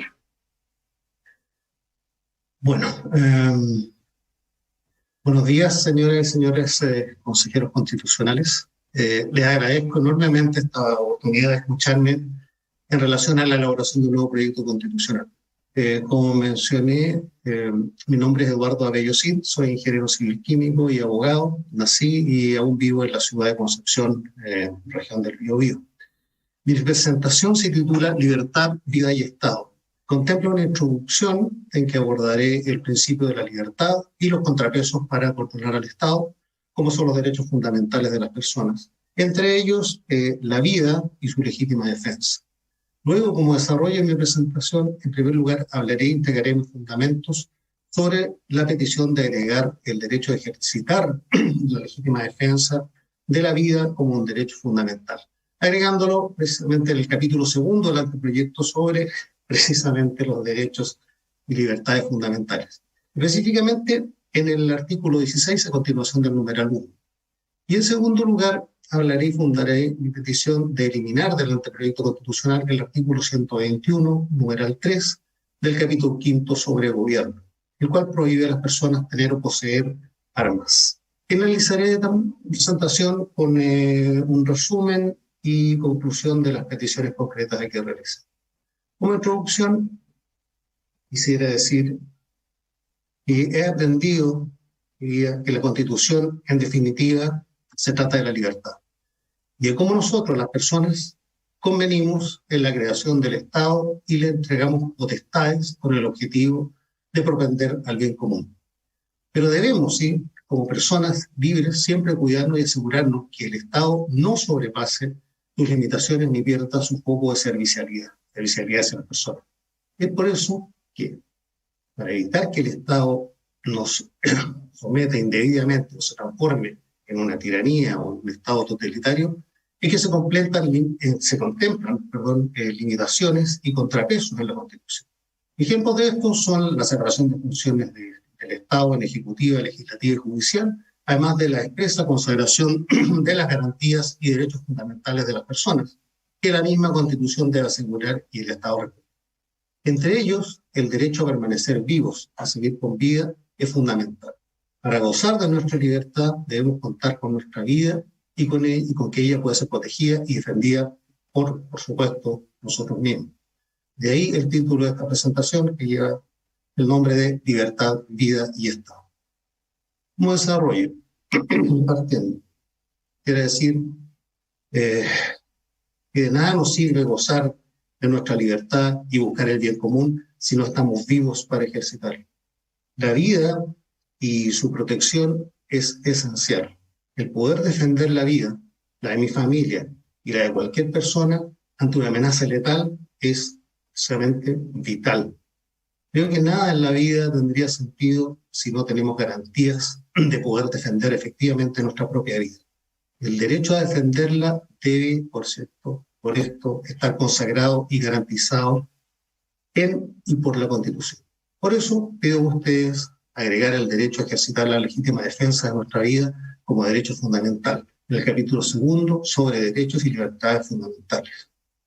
Poder proteger y defender nuestras vidas, creo, debe ser el derecho más importante de nosotros como personas libres, inherente a nuestra naturaleza humana. Si bien, un poco jurídico, si bien la legítima defensa se encuentra consagrada en nuestro Código Penal con los 3 requisitos conocidos de concurrencia: 1, la agresión ilegítima; 2, la necesidad racional en el medio empleado para impedirla o repelerla; y 3, la falta de provocación suficiente por parte del que se defiende, también es correcto que la legítima defensa está establecida como una circunstancia eximenta de responsabilidad criminal en un texto con rango de ley, obviamente precisamente el Código Penal, pero no precisa ni exactamente como un derecho fundamental que permita proteger nuestra vida, con rango y consagración de jerarquía superior, constitucional. Como dije, nuestra vida y poder protegerla de cualquier amenaza contra ella es de suprema importancia. Por eso, el derecho a ejercer la legítima defensa de nuestra vida debe agregarse como derecho fundamental en el capítulo 2 de este anteproyecto, capítulo que precisamente trata sobre derechos y libertades fundamentales. Así, muy respetuosamente, solicito a ustedes agregar en el capítulo 2 del anteproyecto, artículo 16, a continuación del numeral 1, lo siguiente. La Constitución asegura a todas las personas el derecho a ejercer la legítima defensa de su vida ante una agresión ilegítima e inminente con las herramientas y medios racionales que permitan impedirla o repelerla, y faltando provocación suficiente de su parte. Pero al agregar la legítima defensa de la vida como derecho fundamental, veo una incoherencia e incompatibilidad con otro artículo de este anteproyecto, que solicito eliminar. Me explico a continuación. Para ejercer la legítima defensa sin reproche jurídico, uno de los 3 requisitos que se debe cumplir es la concurrencia de la necesidad racional en el medio empleado por que se impide o repele la agresión precisamente ilegítima que atenta contra la vida de la persona. No es de público conocimiento. Hoy, lamentablemente, muchas de estas ilegítimas agresiones, como por ejemplo los infames portonosos y derechamente los homicidios, se cometen mediante el empleo de armas de fuego u otras similares. Y en tales casos, la víctima nunca tuvo la posibilidad de impedir o repeler esa agresión en forma adecuada. No ha podido en ese momento emplear el medio o herramienta racional y adecuado como pudiera haber sido el empleo de también un arma de fuego. Por eso, resulta, a mi parecer, incompatible e incoherente con la garantía del derecho fundamental al ejercicio de la legítima defensa de nuestra vida, la prohibición de tener o poseer armas como regla general, establecida en el numeral 3 del artículo 121 del anteproyecto, de este anteproyecto. Es esta, en mi opinión, una contradicción y un conflicto con el principio de libertad de las personas, con la limitación de potestades que le entregamos al Estado, y resulta un obstáculo e impedimento para la defensa legítima de nuestra vida ante una agresión legítima. Tal prohibición a la posesión y tenencia de armas puede perfectamente ser regulada en una norma con rango de ley de quórum calificado, sin necesidad de tener consagración constitucional. Tal prohibición a la posesión y tenencia de armas nunca existió en las constituciones pasadas, ni en la de 1925, ni en la de 1833. Por cierto, sí es la vigente, pero de la cual, extrañamente, ha sido esta Este párrafo ha sido de provisión transcrito textualmente en este anteproyecto. ¿Cierto? La posibilidad de tener un arma permite a las personas mantener y preservar su libertad y su propia vida ante una agresión ilegítima, y constituye además otro contrapeso real a la eventual extralimitación de potestades del Estado. De este modo, el que las personas puedan tener un arma para defenderse conforme, junto a la separación de funciones ejecutiva, legislativa y judicial, y a la garantía de los derechos fundamentales que la Constitución asegura a todas las personas, un adicional contrapeso para limitar al Estado y evitar un indeseado y eventual mal devenir de este en uno de carácter tiránico o totalitario. Lo anterior, mi segunda solicitud es la eliminación del numeral 3 del artículo 121 del anteproyecto de esta Constitución, por las incoherencias e incompatibilidades que provoca al agregar al proyecto constitucional el derecho al ejercicio de la legítima defensa de la vida como derecho fundamental. En particular, al colisionar, como dije, esta provisión del numeral 3 del artículo 121 por el empleo de un arma como medio racional para impedir o repeler una agresión ilegítima que ponga en riesgo la vida de la persona. Como resumen y conclusión, terminando, quiero decir que la vida de cada uno de nosotros debe poder protegerse siempre a toda costa. Nuestras vidas son únicas, frágiles, invaluables e irrepetibles. El derecho a defender nuestra vida debe tener consagración constitucional, un derecho fundamental. Por tanto, nuevamente y respetuosamente, es que resumo y reitero mis dos solicitudes ante esta comisión y este Consejo de Constitución. Uno, agregar en el capítulo segundo del anteproyecto, artículo 16, la continuación del numeral 1, lo siguiente. La Constitución asegura a todas las personas el derecho a ejercer la legítima defensa de su vida ante una agresión ilegítima e inminente con las herramientas y medios racionales que permitan impedirla o repelerla, y faltando provocación suficiente de su parte. Y en segundo lugar, eliminar el numeral 3 del artículo 121 de este anteproyecto constitucional relacionado con la provisión a las personas de tener o poseer armas como regla general. Con esto finalizo la presentación que tuvo como ejes la libertad, la vida y el Estado. Agradeciendo su atención, me permito por una cosa, recordarnos, como mencioné al inicio, que la Constitución, en definitiva, se trata de la libertad. Muchas gracias a todos ustedes. Muchas gracias, don Eduardo. Agradecemos su exposición y le damos la bienvenida ahora a la señora Macarena Rodríguez, que está acompañada por Constanza Castillo, desde el Servicio Jesuita a Migrantes y a Personas Refugiadas, quienes nos van a conversar acerca de la nacionalidad y el derecho a solicitar refugio, cuestiones fundamentales en una Constitución. Muy bienvenidas y tienen la palabra.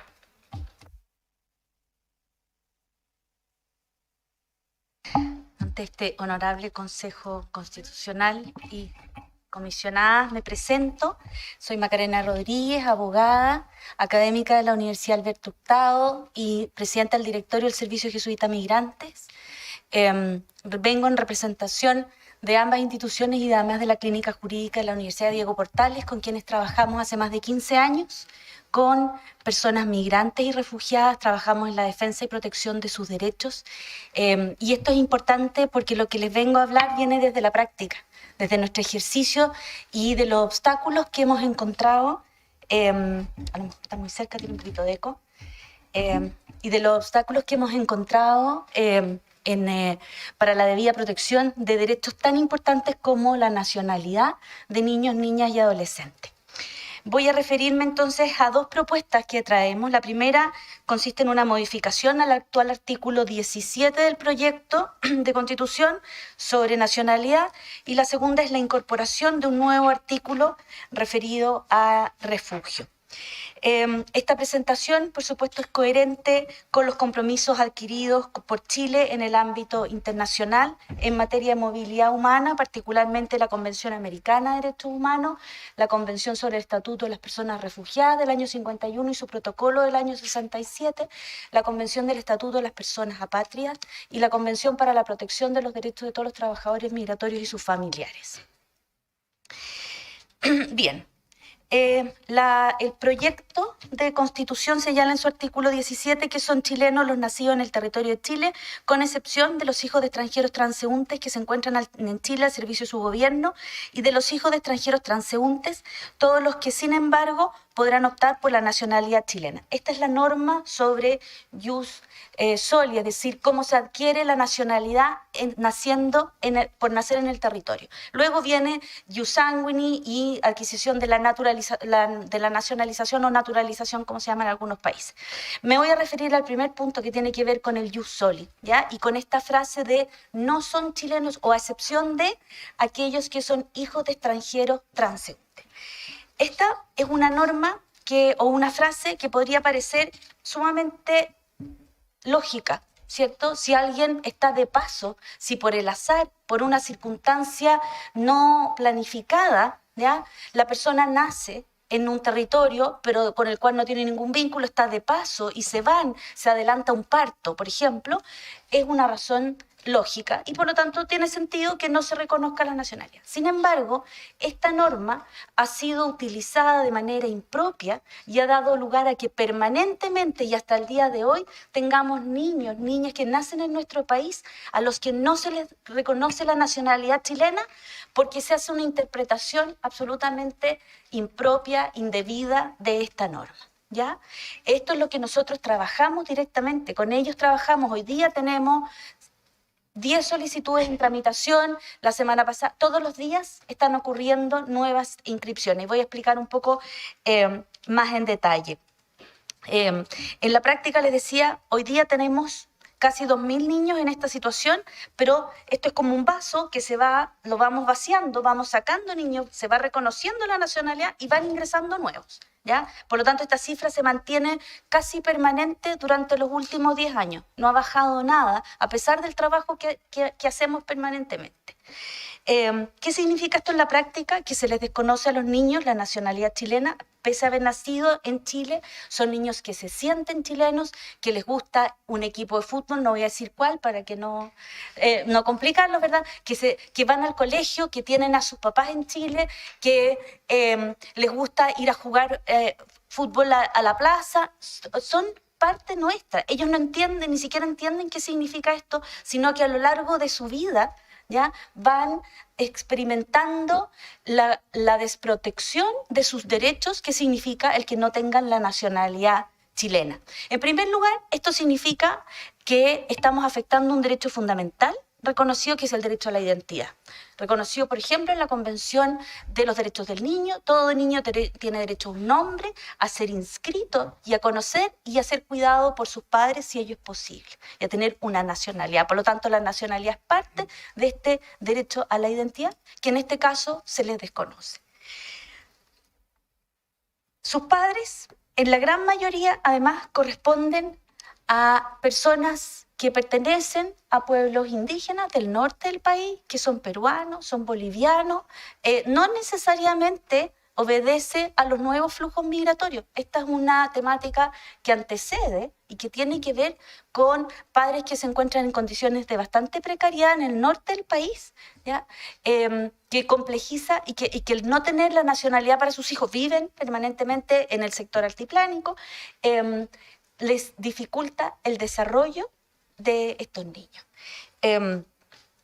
Estos niños, por supuesto, nada tienen que ver con las decisiones políticas o con los ejercicios de soberanía que nosotros como país podamos interpretar. Nadie duda del derecho que tiene el país, ¿cierto? Cada país a determinar las condiciones para la nacionalidad. Lo que nosotros estamos señalando es que esta norma en particular ha sido mal utilizada desde su creación.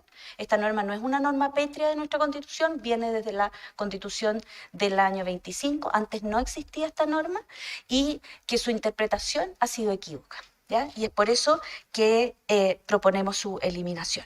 Les decía, se ve afectado su derecho a la identidad como derecho fundamental, pero además su desarrollo. ¿Por qué? Estos niños no tienen derecho a un carnet de identidad, ¿ya? No tienen cédula. Entonces, cuando tienen 1 año o 2 años, es fácil, ¿cierto? Pero cuando van a empezar a ir al colegio, ya presentan los primeros problemas. ¿Cómo no tiene cédula de identidad? No le dan. En el registro civil no le dan porque es extranjero y no tiene visa, ¿ya? por lo tanto no le dan cédula. La educación, el niño, por supuesto, pertenece al pueblo aymara, por ejemplo, pero no puede optar a la beca indígena porque no es chileno. ¿Ya?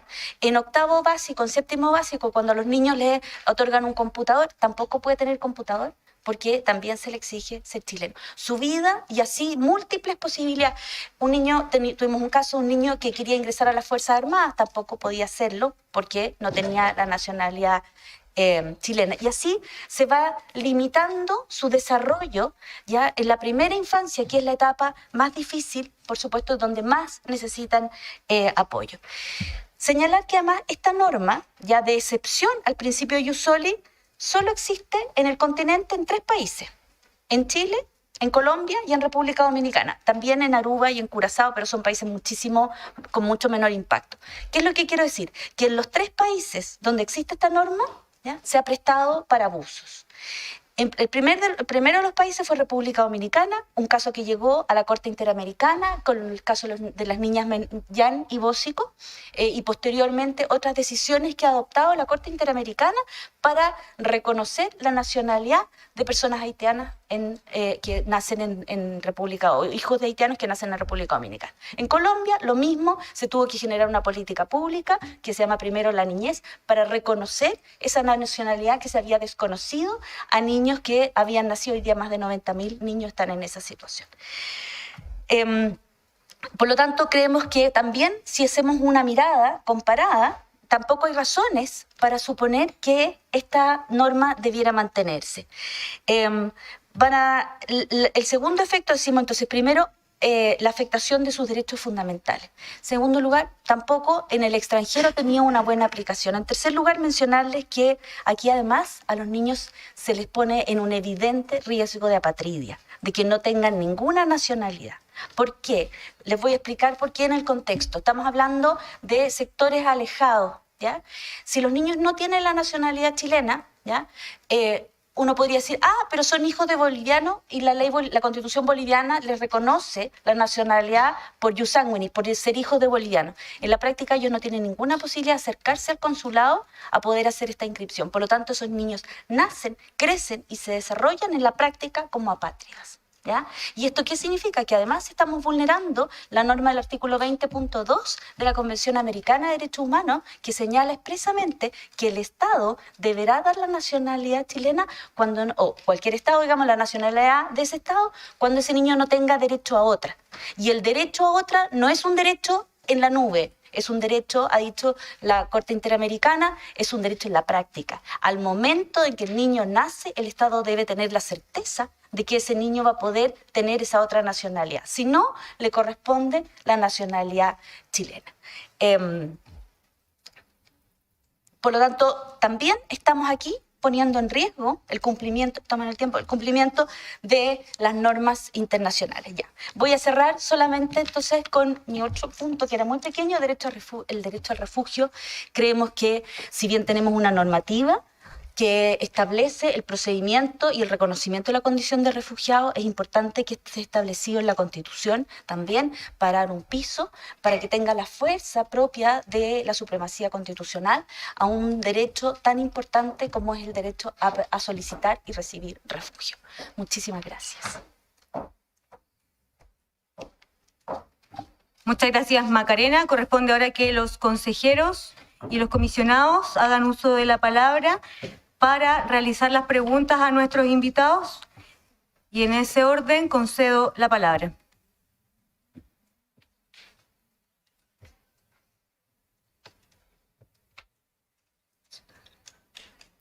Tiene la palabra la comisionada Lagos. Muchas gracias, presidenta. Por su intermedio, agradecer las exposiciones. Tengo una pregunta a la profesora Rodríguez. En el anteproyecto nosotros agregamos en el artículo 17 un inciso tercero que señala: con todos los nacidos en la situación excepcional del literal A del inciso primero, es decir, la situación de los hijos de extranjeros transeúntes, serán siempre chilenos cuando, por efectos de lo dispuesto en dicha norma, devienen en apatria. Entonces, lo que nosotros intentamos a través de esa norma es justamente hacernos cargo de lo que ella expone, que nos pareció que era una situación preocupante, que teníamos que evidentemente regular y establecer garantías a nivel constitucional, consultarles si no es suficiente, y si es que no fuera suficiente, ¿cómo cree usted que pudiésemos normativamente regularlo para efectos de que quede bien zanjado en el fondo? Porque nosotros presumíamos que agregando este inciso nos hacíamos cargo de la situación y aparentemente eso no es así, entonces sería interesante saber cómo podemos remediarlo. Muchas gracias. Tiene la palabra el consejero Viveros. Muchas gracias, presidenta. Saludar a la profesora Macarena Rodríguez. Sin duda, yo creo que cuando tomamos estos temas, yo siento que son temas muy sensibles, muy delicados, y entendiendo que son variados los fenómenos que producen la migración o movernos por el mundo, que ha sido un fenómeno de la humanidad, históricamente escapando de la hambruna, de una pandemia, de la guerra. Por lo tanto, nadie cruza el desierto o la selva de la mano de su hijo porque quiera hacerlo, sino que lo hace porque tiene algún motivo.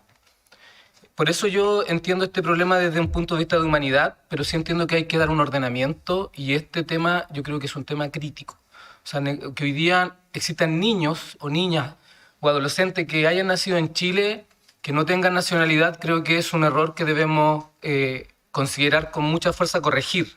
Y en términos prácticos, respecto a esto mismo, que niños que quedan sin nacionalidad, ¿cómo propone usted que debería quedar la norma respecto a este derecho de nacionalidad, entendiendo también lo que está presentando la comisionada?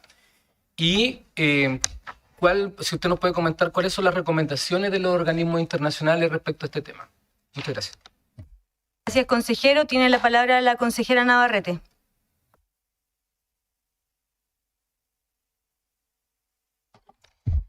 Gracias, presidenta. Por su intermedio, agradecer las exposiciones de ambos invitados y su interés de participar en este importante proceso. Preguntarle a la señora Macarena, sabemos que esto también es transversal y nadie se puede negar, ¿cierto?, a que es una realidad que existe, pero cuando también hablamos de los niños, esto trae aparejado también a sus padres. Y a lo largo de la crisis migratoria que ha vivido nuestro país, muchas veces hemos visto que en algunos decretos existen a veces prioridades, por ejemplo, para un cupo en un jardín infantil, el subsidio de arriendo, para aquellas personas que están viviendo en nuestro país, incluso de manera aún indocumentada o de manera ilegal.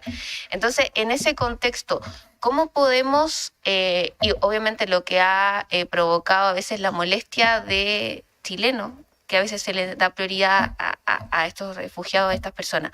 Entonces, ¿cómo podemos conjugar o tratar de mejor manera ambos derechos, viendo que se le dé el espacio a aquellas personas que, como bien decía el consejero, por su intermedio, presidenta, no lo hacen de manera voluntaria, no lo hacen, ¿cierto?, porque hayan tenido una situación fácil en su país de origen, pero también cómo podemos conjugar que ese derecho no colisione con aquellos que sí tienen, obviamente, nuestros connacionales, y que también no se genere una dicotomía o un conflicto entre ellos por el hecho de tener estas diferencias. Muchas gracias.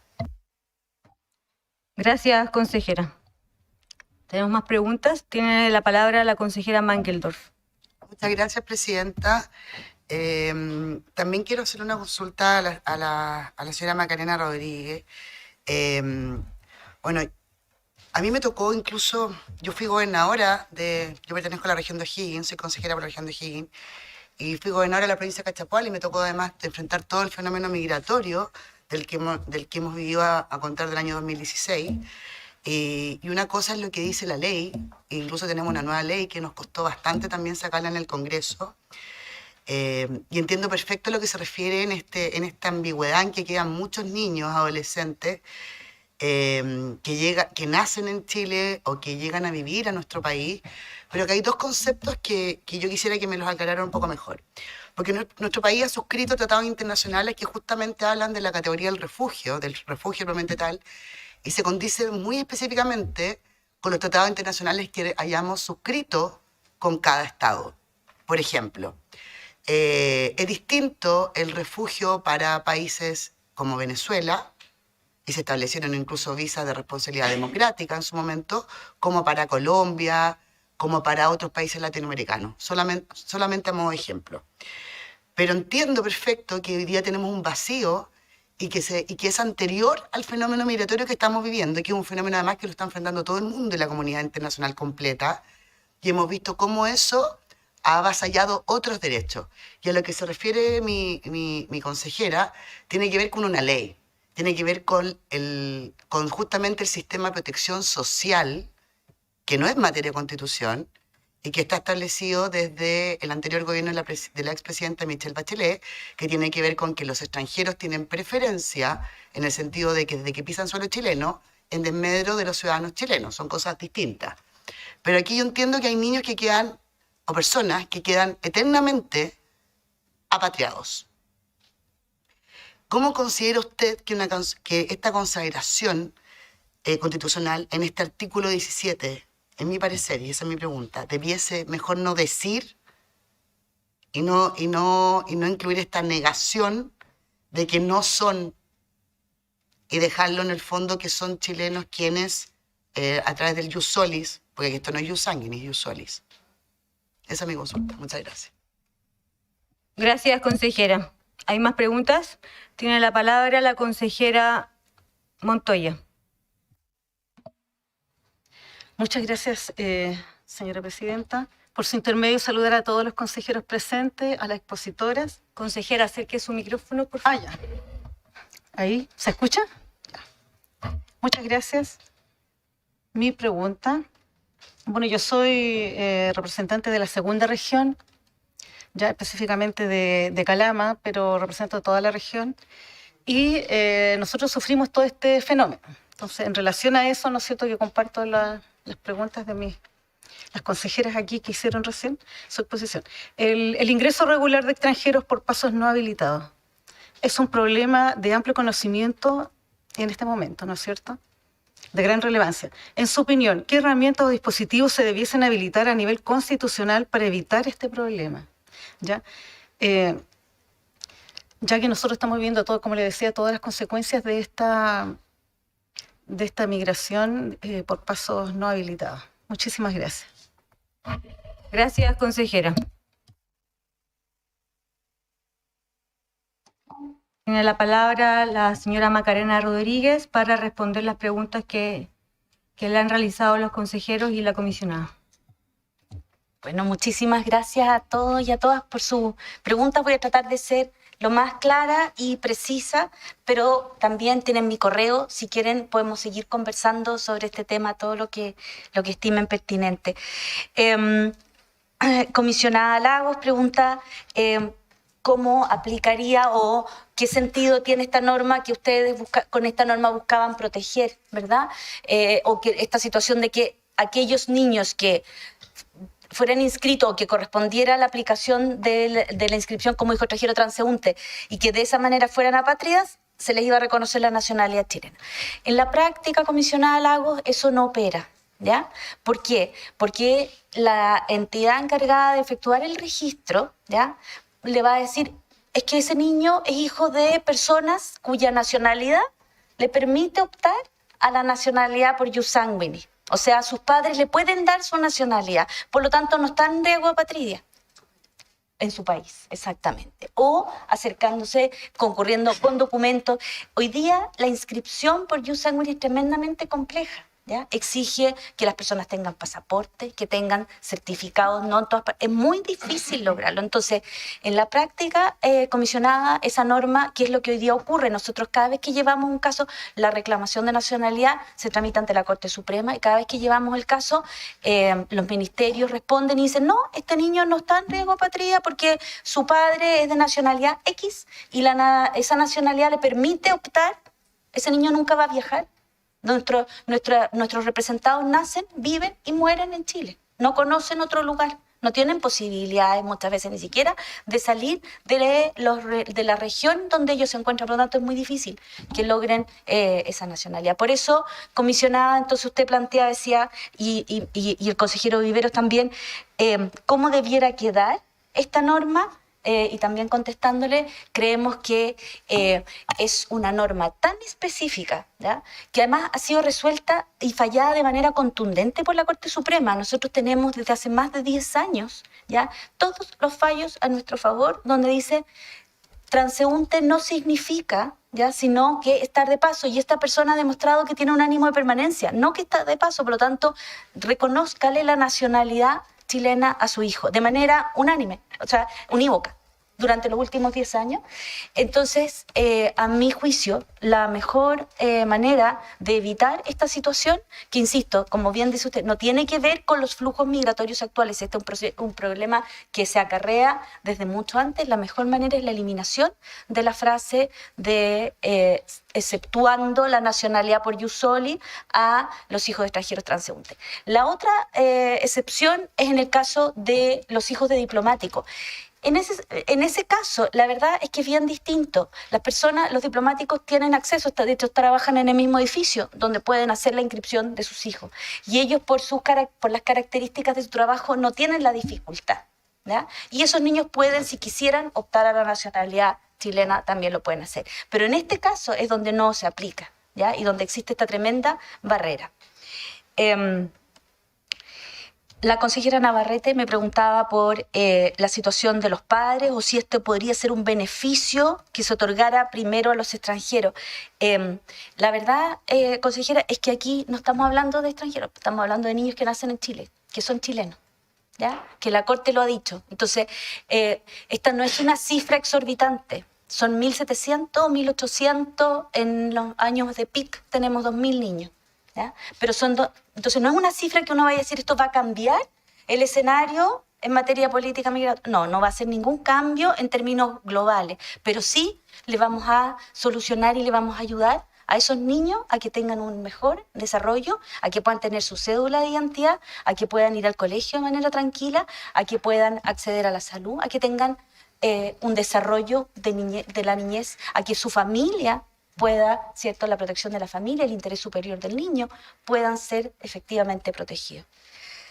La consejera Magendorf pregunta si el sistema de protección social tiene que ver, no tiene que ver con esto, porque no son niños extranjeros sino niños a los que debiera desde el día 1 reconocérsele como nacionales. Y usted me decía la pregunta, ¿cómo debiese decir? A nuestro juicio, la propuesta es que se elimine la frase hijo extranjero transeúnte.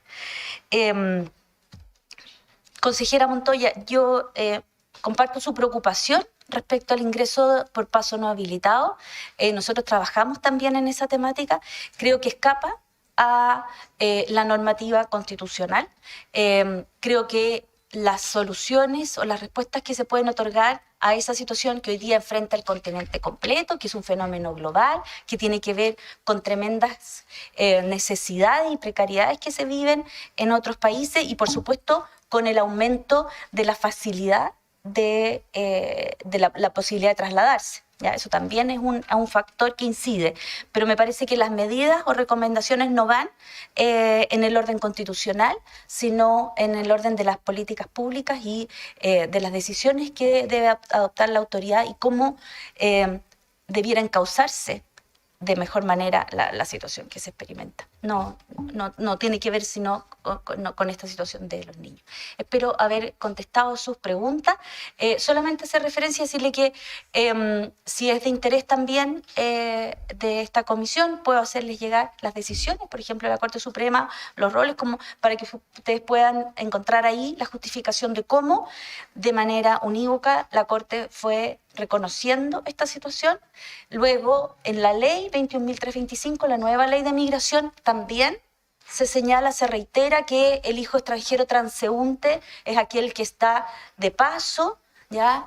Sin ánimo de residencia, que por tanto confirma el criterio que tenía la Corte, pero que aún así al día de hoy, y mientras estamos nosotros sentados aquí, se siguen inscribiendo niños que nacen en nuestro país, que se sienten profundamente chilenos, se siguen inscribiendo como extranjeros. Gracias. Muchas gracias, Macarena. Haciendo uso de la palabra, y si es que tiene los datos, ¿en qué situación se encuentran los padres de estos niños? ¿Son extranjeros ingresados como turistas, con una visa transitoria, con ya una visa permanente, pero no cumpliendo ya el tiempo para acceder, me imagino, a la ciudad, a la nacionalidad chilena?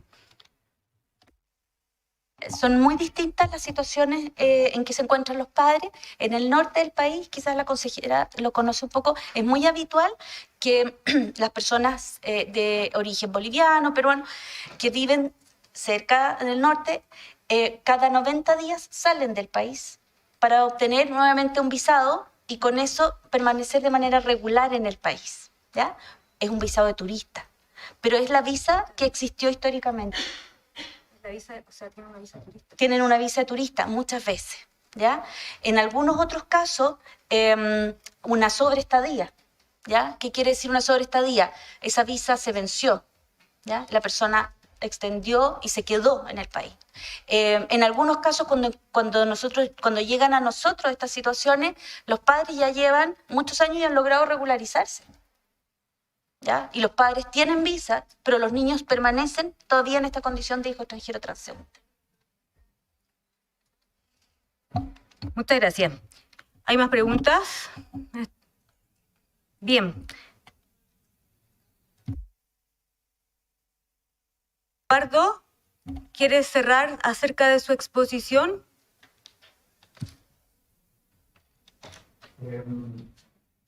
Presidenta, solo agradecer el tiempo y la disposición, teniendo en cuenta que este tema general de la vida